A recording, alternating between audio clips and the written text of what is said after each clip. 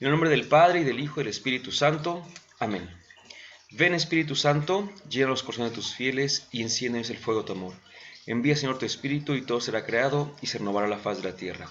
Espíritu Santo, fuente de luz, ilumínanos. En nombre del Padre, y del Hijo, y del Espíritu Santo. Amén.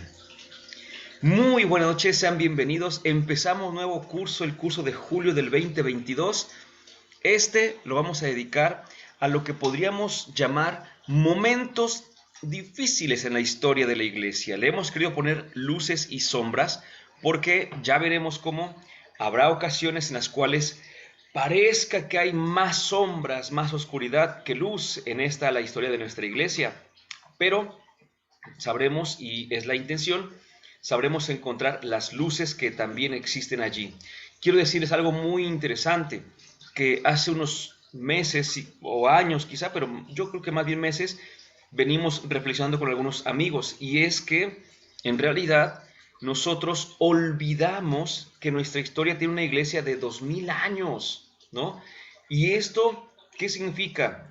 Que no podemos nosotros pretender de una manera egoísta o pretender de una manera simplista incluso pasar del momento del Pentecostés a hoy, así como si no hubiera ocurrido nada, así como si no hubiera pasado nada en 2000 años. No, no, no, no, no, nuestra iglesia lleva un caminar increíblemente largo, extenso, y también en este caminar pues hemos visto también muchos errores de parte nuestra, de los creyentes, y hemos visto también algunos aciertos, mucha lucha, mucha batalla, en muchos sentidos, por supuesto, pero en este caso vamos a ver que nos encontramos con uno de los casos más increíbles de mala información. De una vez lo digo, porque vamos a hablar primero, Dios, del caso Galileo, de las cruzadas, del magisterio, del Papa, bueno, entre otros.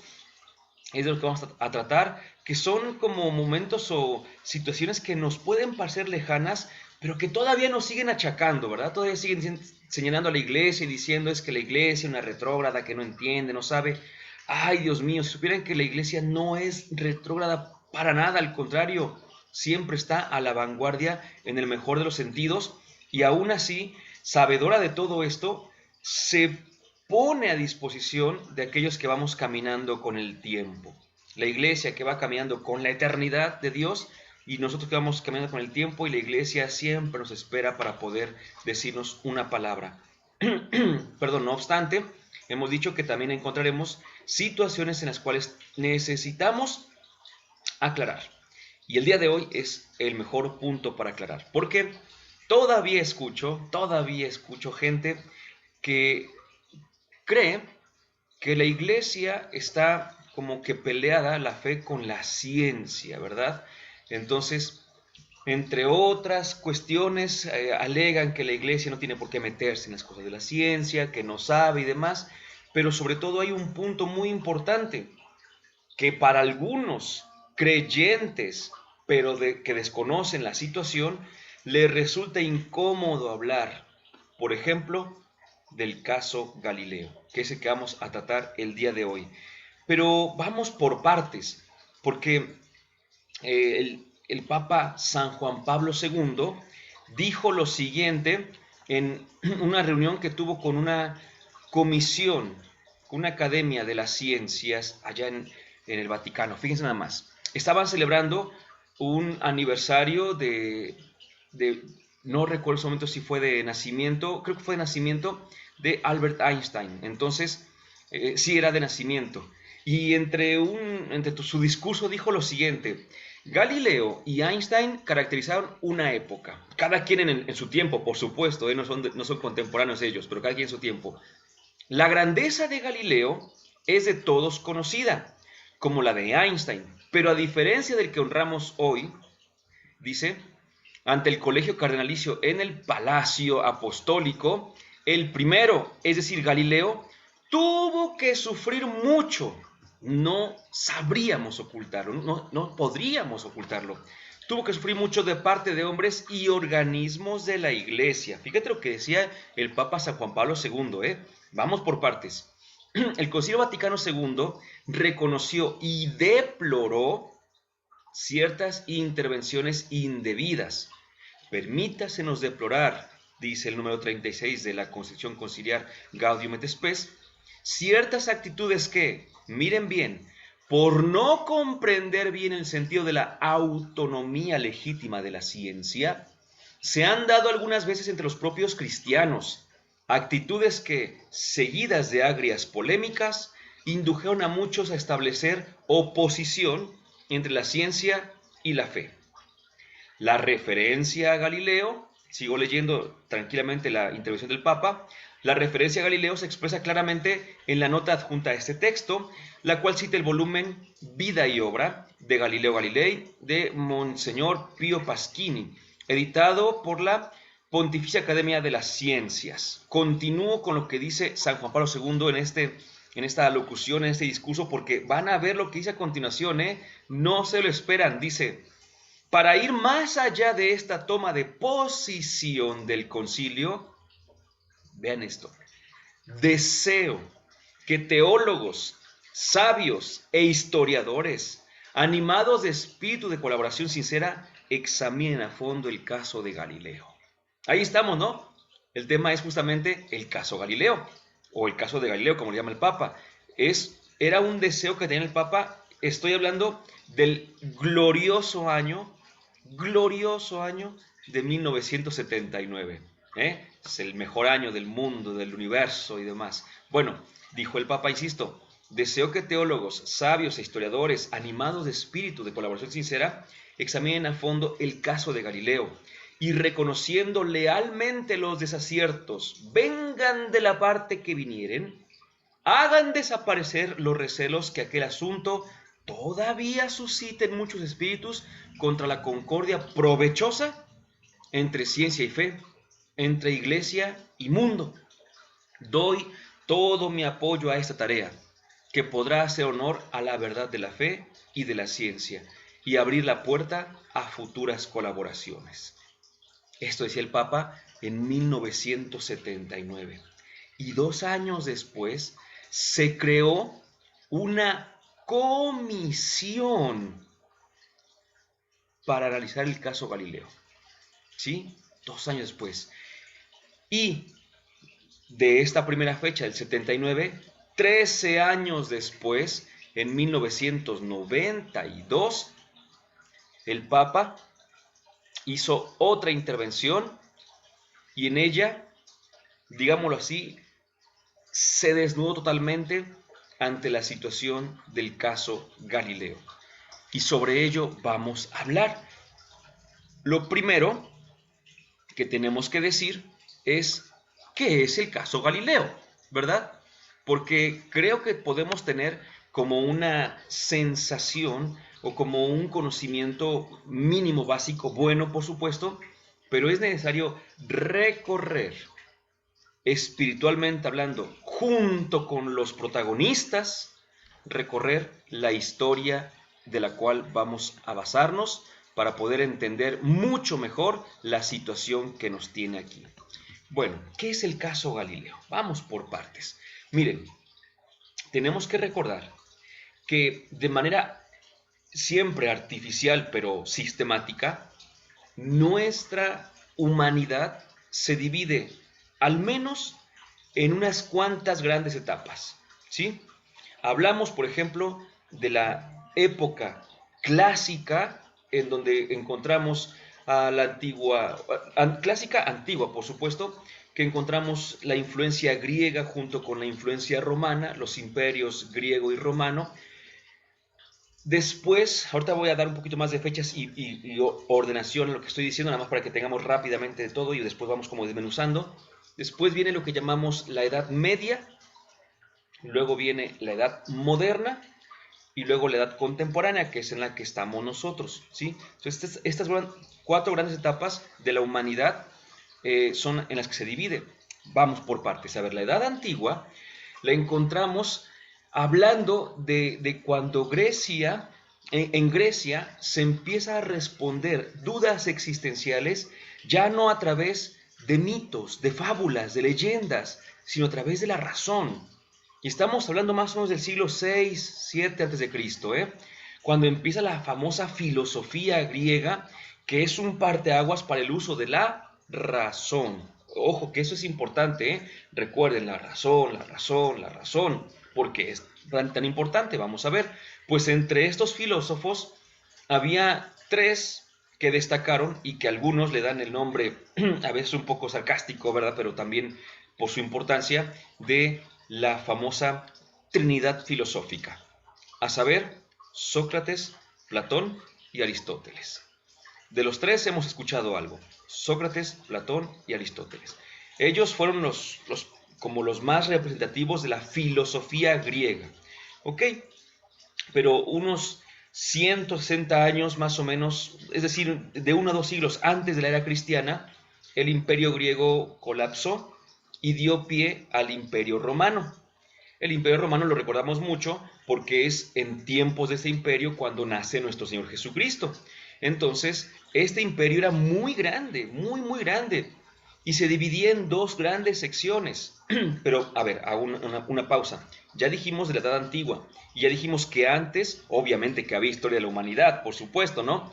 Pero esta antigüedad era muy basada, ya lo dije, como que en mitos, en leyendas y demás. Empieza con Grecia, la Edad Antigua, y tenemos allí el uso de la razón pura. Y después viene, repito, el Imperio Romano, y el Imperio Romano era, insisto, muy grande, y lo dividían porque Europa se sentía el centro del mundo.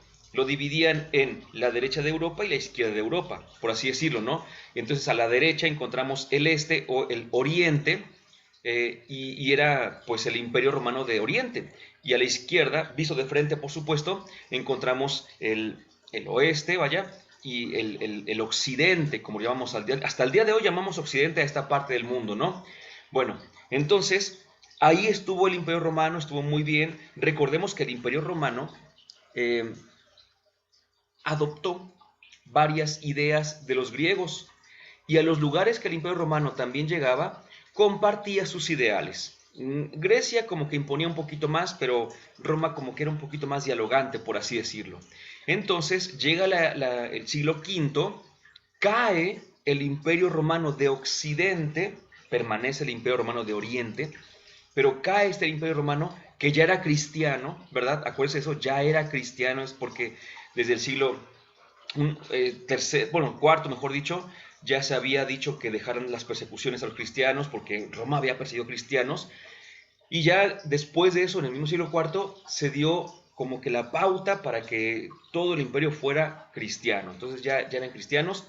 Llega la Edad Media con la caída del Imperio Romano en la parte de Occidente, y entonces pues el cristianismo sigue avanzando. Pero aquí no dije algo muy interesante. El cristianismo, al ir avanzando, al ir expandiéndose, se encontró con ideas filosóficas que le parecieron muy buenas, muy buenas. Por ejemplo, una que le pareció excelente fue la distinción entre cuerpo y alma. Esa distinción la hacía Platón, por ejemplo. Platón decía que lo más importante era el alma, ¿verdad? Y el cuerpo era una cárcel del alma, justamente. Entonces, esa idea le agradó a los cristianos y la trajeron a la religión, a la fe, para explicar ciertas cuestiones que tenían que ver con esas dos realidades. Pero, sobre todo, escuchen lo que les voy a decir, el cristianismo se vio muy influenciado por la doctrina de Aristóteles. Recuerden eso, de Aristóteles.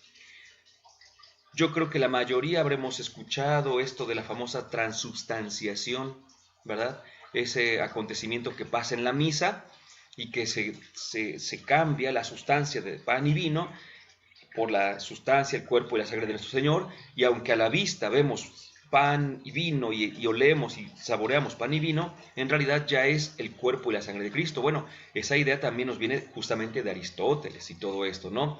Entonces Aristóteles nos influyó muchísimo. Recuerden lo que estoy diciendo, van a ver por qué es interesante esto, van a ver por qué es importante, ¿eh? Y entonces llega la Edad Media y se sigue adelante. Pero recuerden esto, en Oriente, bueno, más bien, nuestro Señor Jesucristo, el pueblo judío es un pueblo de Oriente, y el cristianismo ya se había expandido un poco por Oriente, pero también mucho por Occidente. Y resulta, muchachos, escuchen esto que les voy a decir, resulta que en Oriente se comunican de otra manera. Es decir, lo recordamos perfectamente bien, cuando a nuestro Señor Jesucristo le preguntan algo, no contesta con definiciones, jamás contesta con cuentos, parábolas, ejemplos, con todo ese tipo de cosas es con las que el Señor Jesús responde, porque su pueblo es muy plástico. En cambio, en la cultura occidental, la de la filosofía griega, por ejemplo, pero también toda la cultura occidental, nosotros somos mucho de definiciones, muchísimo. Entonces, ¿qué es lo que pasó? Que una cabeza que pensaba de una manera empezó a leer las escrituras de una que había escrito otra cabeza con otra forma de hablar. De ahí, entonces ya vemos que empieza a darse, todo lo que estoy haciendo ahorita es poner cimientos, ¿eh? Van a ver ahorita que aviente todo, estoy apenas poniendo cimientos.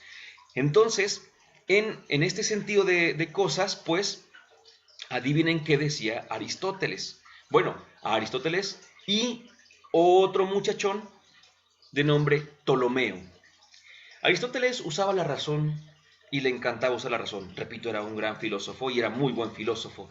Pero a Aristóteles no le hacía falta, por así decirlo, comprobar las cosas. Simplemente con razonarlas bien, él ya sabía que era cierto y que era falso. Entonces le preguntaban a Aristóteles, por ejemplo, ¿qué cae más rápido? ¿Una bola chiquita o una bola grande? Y él dijo, pues la masa de la bola grande es mucho mayor, pues obviamente que va a caer más rápido la bola grande. Oh, muy bien. Y eso lo razonó así, pero nunca se detuvo a comprobarlo. Porque la razón para él era suficiente. Pero otra cosa que dijo Aristóteles y que Ptolomeo también le hizo como que esa armonía, fue, escuchen esto, que la Tierra era el centro del universo, ¿sí? Que todo giraba alrededor del Sol. Perdón, de la Tierra, que todo giraba alrededor de la Tierra, incluido el mismo Sol, todas las estrellitas, escuchen cómo lo digo, las estrellitas que se veían por las noches y algunos que ya habían descubierto como si fueran no estrellas, sino como planetas, o no sabían bien qué eran, ¿no? ¿Por qué? Pues porque sus ojos no daban para tanto. Nosotros podemos, una noche muy despejada, voltear a los cielos y ver lo que existe, pero aún así no podemos ir, mira, veo una estrella y aquí veo un planeta y acá veo otra cosa distinta. Algunas sí las podemos distinguir. Sabemos que la luna se ve de una manera muy distinta a como se ven las estrellas, pero para tener como que toda una respuesta a lo que vemos, pues no. Entonces ellos veían cosas muy interesantes. Y les digo una muy sencilla. El, el sol siempre sale por el este y siempre se pone por el oeste, ¿verdad? Hasta nos dicen, a ver, en la mañana, ¿cómo saber los puntos cardinales? Pues de donde sale el sol, pon tu mano derecha. Y donde se esconde, pon tu mano izquierda. Ahí tienes el este, el oeste, hacia adelante el norte y hacia atrás el sur. Bueno, entonces, siempre veían que el sol salía por el mismo lado y se escondía por el mismo lado. Entonces, ellos veían que quien se movía era el sol, ¿verdad? Uno, no sentían para nada ningún movimiento de la Tierra, para nada. Entonces ellos decían, pues sabes qué, la Tierra está inmóvil, yo veo que el Sol se mueve, es muy sencillo, la Tierra es el centro del sistema. Así de sencillo, ¿no? Era su razonamiento, no había más. Entonces, esta forma de presentar, digamos, el movimiento del sistema solar, que no le podríamos llamar sistema solar en ese momento, pero este movimiento astronómico, por así decirlo, recibe el nombre de aristotélico-tolemaico por los dos autores, Aristóteles y Ptolomeo, ¿sí? Entonces la propuesta de que la Tierra era el centro, el famoso geocentrismo, porque en griego geo es tierra, entonces el famoso geocentrismo viene desde Aristóteles, pasando, repito, por Ptolomeo, proponen esta forma y pues eso impera durante mucho tiempo. Ahora imagínense a Aristóteles, que habíamos dicho que influyó en la cuestión cristiana, y resulta que había un texto que al rato vamos a retomar, que decía justamente, que nos hacía ver que lo que se movía era todo, en este caso concreto, el sol, pero la tierra no, ¿verdad? Entonces así como que nos cayó muy bien, como cristianos nos cayó perfectamente bien la idea de que la tierra estaba estática y de que el sol daba vueltas en torno a ella. Bueno, ahí está. Pero ¿qué creen que pasó? Pasó que este sacerdote de nombre Copérnico se puso ahí a investigar, fue un gran astrónomo, entre otras cosas. Si, no sé si puedan tener la perspectiva aquí justamente en el libro que tiene en esta imagen, por supuesto, no es una fotografía, por supuesto, y dice Ptolomei, ¿sí? Ptolomei. ¿Qué nos está diciendo justamente? Pues está la propuesta de Ptolomeo en este libro que tiene ahí a un ladito, donde la Tierra es el centro, y ahorita voy a decir por qué también lo reforzábamos, pero Copérnico está haciendo aquí otro sistema, ¿sí? Van a ver, resulta que esto es importante, muchachos. Si uno lee la Biblia, resulta que el ser humano es la corona de la creación. Y si el ser humano es la corona de la creación, entonces debe estar en el lugar más especial de la creación, ¿verdad? Y entonces la tierra tiene que ser el lugar más especial de la creación. Y entonces todo tiene que girar en torno al hombre y a la tierra. Así que todo queda muy bien. Pero insisto, Copérnico, para esto, ahorita digo, para esto a Copérnico lo encontramos en el siglo XVI, 1500, los años 1500. Ya habían pasado, para este entonces tenía unos 60, 70 años, en 1453, que cayó el Imperio Romano, pero el de Oriente. ¿Se acuerdan que habíamos dicho que el Imperio Romano se dividió en dos y que había caído el Imperio Romano de Occidente? El de Oriente se había quedado, pero en 1453 cae también el Imperio Romano de Oriente, y entonces ahí es donde muchos historiadores proponen el fin de la Edad Media. ¿Sale? Ahora bien, hay otros que dicen que no fue en el 453, sino en el 492, en 1000, por supuesto, 1453, 1492, con el descubrimiento de nuestro continente, según la expresión usual. Y hay otros que proponen otras fechas, pero siempre en torno a los siglos, fines del siglo XV, principios del XVI. Entonces, se está dando, fíjate nada más, se está dando una conjunción de muchas cosas que empiezan a hacer temblar lo que se creía.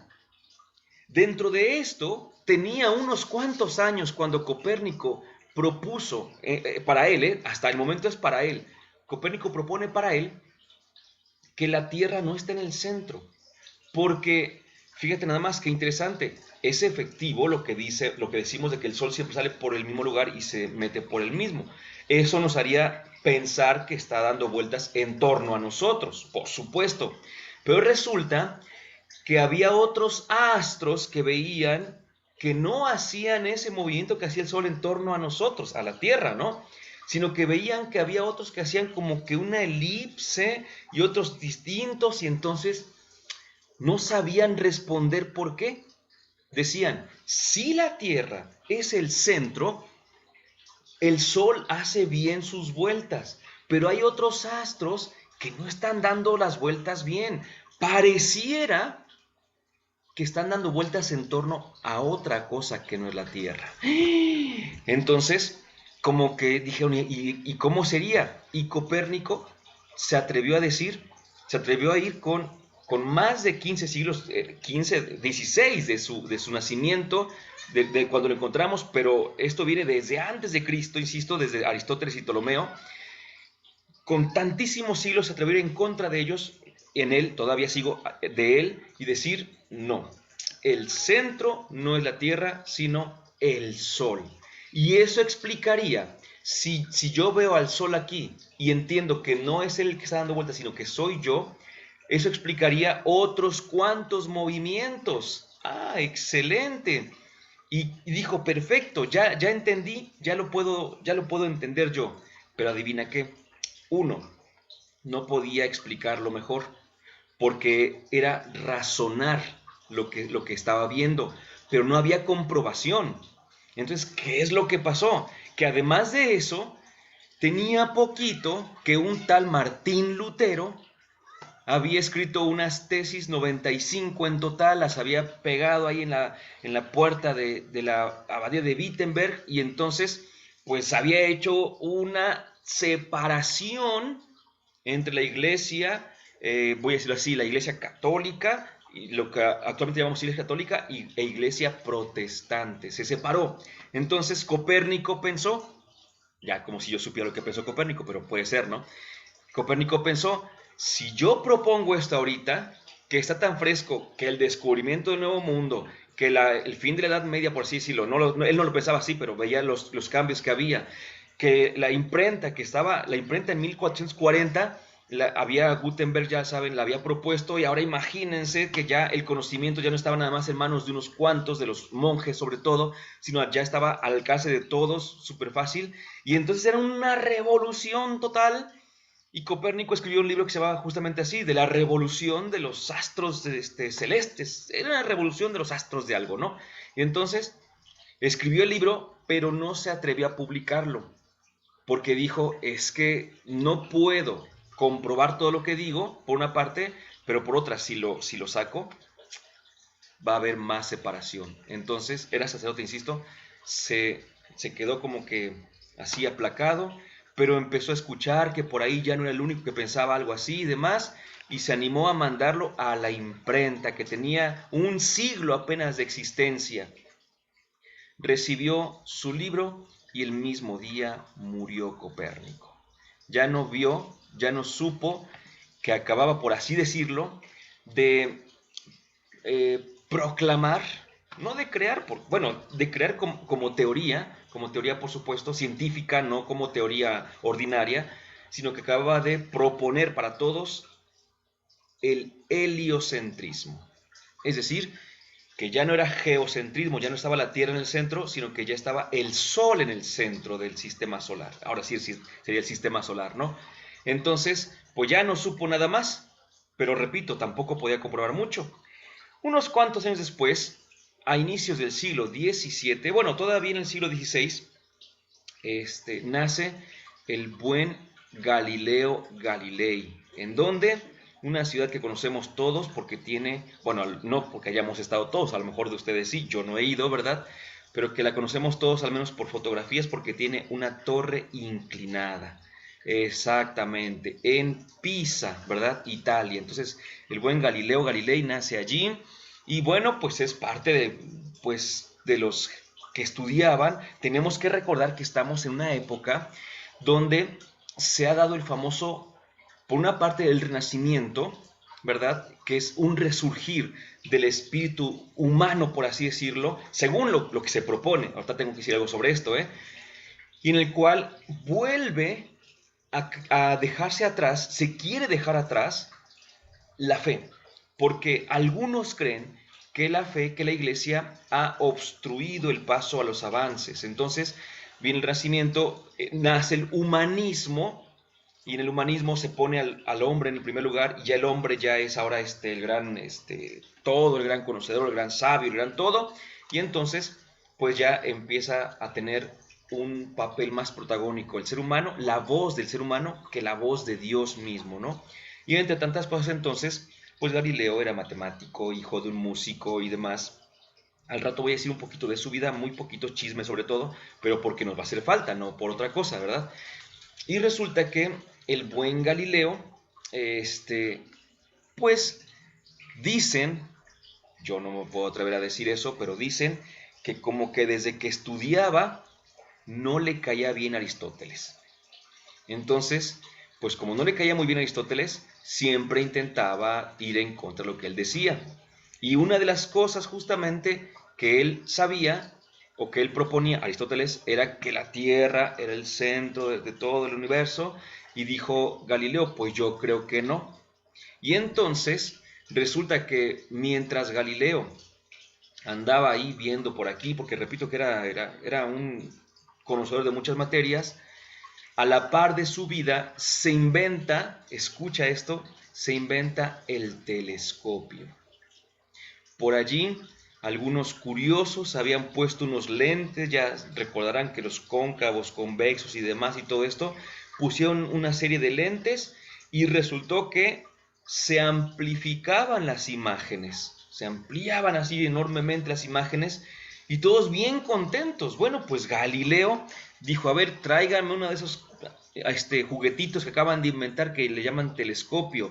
Teles significa lejos, scopeos es observar, entonces un telescopio es para ver de lejos. Galileo lo vio, lo conoció y lo mejoró, ¿sí? Porque repito que era muy inteligente. Lo mejora al telescopio y entonces hasta ese momento sobre todo se había usado el telescopio para las guerras. Recordemos que el hombre avanza mucho justamente para defenderse, ¿verdad? Y pues habían hecho otros usos, pero Galileo hizo, y esto está así, vaya, puestísimo, hizo en el año 1610, en enero del 610, de 1610, algunos proponen que el 6 de enero, otros que el 9 de enero, otros que el 13 de enero, pero pues fue, dejémoslo, en enero de 1610, hace una cosa espectacular. Dirige el telescopio hacia los cielos. Nadie lo había hecho. Todos veían al mar, a la tierra, a los castillos y demás, y él, habiéndolo mejorado, lo dirige a los cielos. Bueno, y esto es impresionante porque, ¿qué es lo que descubrió? Pues es que las narraciones antiguas hablaban casi de una acuarela, de una obra de arte en los cielos, ¿no? Yo me acuerdo mucho del Salmo número 8, que dice, al ver los cielos, obra de tus manos, así como diciendo es que es una perfección impresionante. Incluso los mismos griegos, de alguna manera, nosotros tenemos una tabla periódica, más de 100 elementos, pero antiguamente se pensaba en solamente 4 elementos, ¿verdad? Tierra, agua, aire y fuego. Y había un quinto elemento, el éter, que era así como que lo que estaba ya divino y todo eso, en los cielos y demás. Entonces se pensaba que los cielos, que era, pues por así decirlo, la habitación de Dios, pues tenía que ser perfectísimo. Y entonces Galileo dirige el telescopio hacia arriba y adivina qué, que empieza a descubrir muchas cosas muy interesantes. La primera de ellas, imperfecciones. ¿Cómo que imperfecciones? Sí, pues veían la luna y la veían bien bonita, pero él al verla de más cerca se dio cuenta de que tenía cráteres, de que tenía como barrancos, y lo que hoy vemos nosotros y que no nos asombra para nada, él fue el primero que lo vio. Y entonces empezó a ver todo eso. Ah, para esto, hago paréntesis porque es importante. ¿Se acuerdan que dije que Aristóteles había dicho que un cuerpo grande caía más rápido que un cuerpo pequeño? Bueno, pero que no lo comprobó, nada más lo razonó. Y como digo que Galileo andaba en contra de Aristóteles ahí, dándole a todo lo que él decía, se subió, dicen, a la torre de Pisa justamente, y dejó caer 2 cuerpos iguales, pero uno con mayor masa. Y adivinen qué, cayeron al mismo tiempo. ¿Cuál fue la gran diferencia? Pues que Galileo lo comprobó. Por eso Galileo se le da también el nombre del iniciador de la ciencia moderna, justamente, ¿no? Por la comprobación, la experimentación, la comprobación.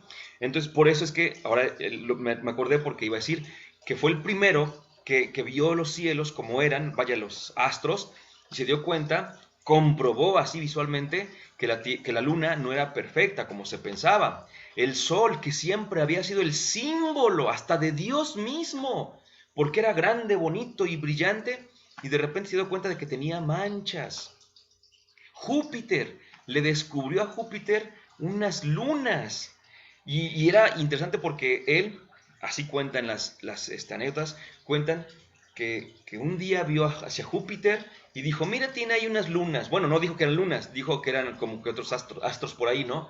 Pero de repente vio que un día estaban en una parte, el otro día andaban como que más para acá, y otro día se le perdió una. ¿Dónde estará? Y al otro día volvió a aparecer del otro lado. Entonces, adivinen qué empezó a pensar. Pues que en Júpiter había algo que estaba dando vueltas en torno a él, y eso confirmaba todavía más que no todo daba vueltas en torno a la Tierra. Entonces descubrió también que Venus tenía fases, justamente. Todo esto le llevó a decir justamente que no, que la Tierra no era el centro, sino que el Sol era el centro del sistema solar. Bueno, lo escribió lo redactó y pues sí, era como continuidad de lo que había dicho Copérnico ya, por supuesto. Pero el famosísimo Santo Oficio, que conocemos más como la Inquisición, ¿verdad? Y que el día de hoy todavía existe, con otro nombre, pero todavía existe. Eh, Al ver todo esto, dijo, por una parte, no. Para eso debo decir también una cosa que es interesante. A lo que Galileo propuso, muchos de los mismos científicos, digo entrecomillado porque repito, la ciencia es distinta en ese momento que actualmente, pero muchos científicos de su época dijeron que no. Muchos otros creyentes dijeron que no. La Iglesia Católica fue la única que dijo, a ver, vamos por partes, vamos por partes. Y entonces lo llamó a Galileo para que perdón, antes que lo llamara, le dijo que publicó un documento, no le dijo nada a él, publicó un documento donde se decía que estaban en contra de lo que él proponía, ¿sí? Esto fue en los años 15, 20 de 1600, insisto, siglo XVII, ¿no? Bueno, pero ¿qué creen?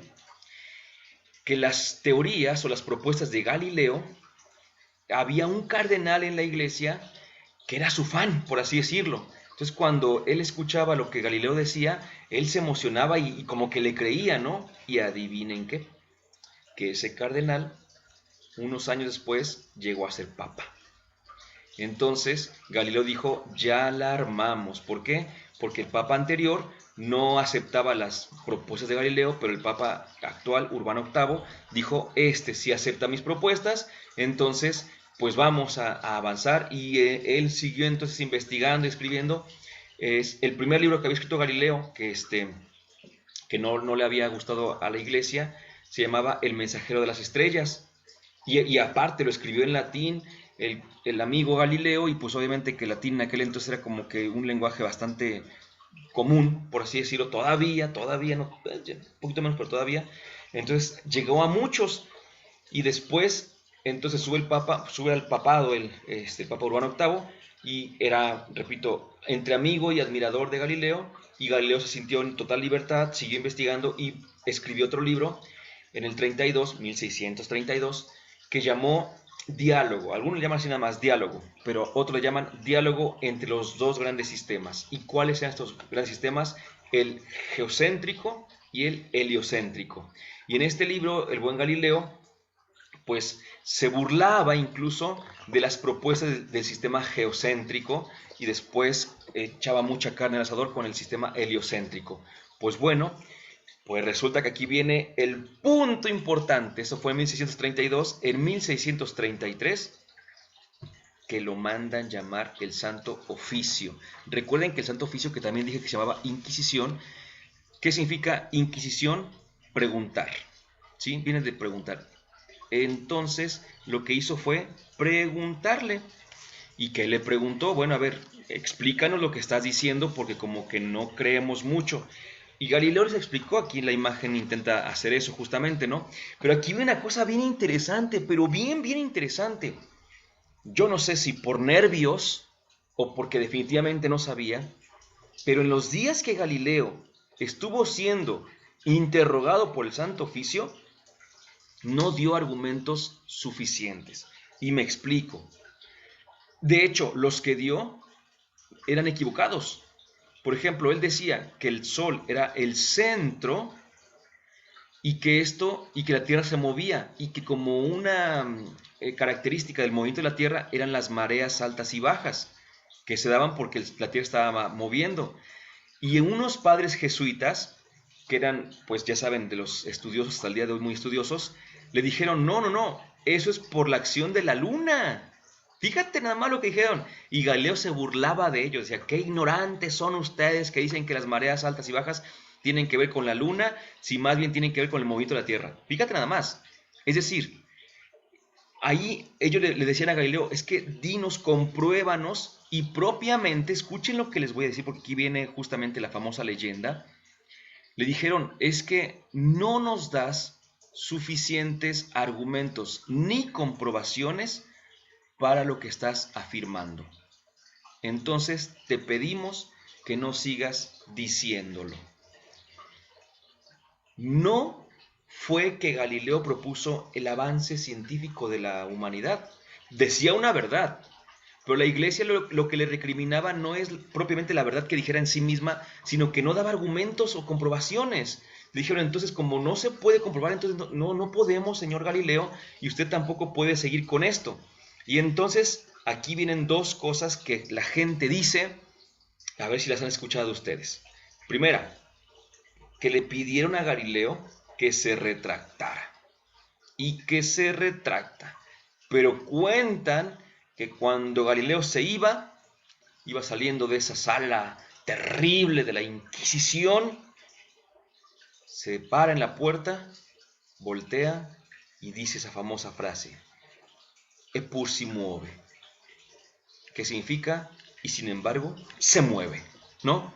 Así como diciendo, ya les di a ustedes por su lado, ya me retracté de lo que digo, pero la tierra se mueve, ¿no? Y sin embargo se mueve.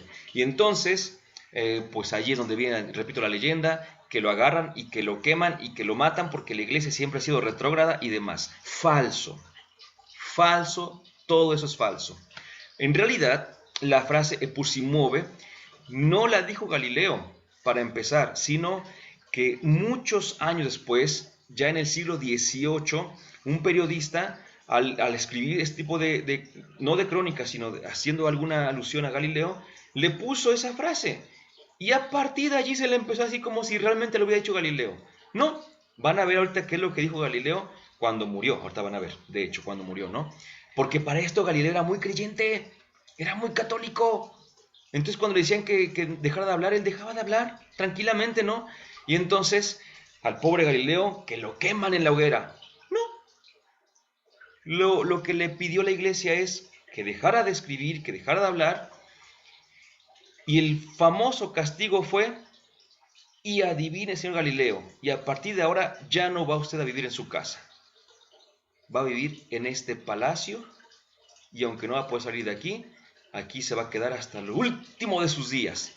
Y murió de viejito Galileo. Y la gente cree que lo quemaron. ¿Dónde dice eso la historia? La verdad historia no, jamás. Galileo murió de viejito.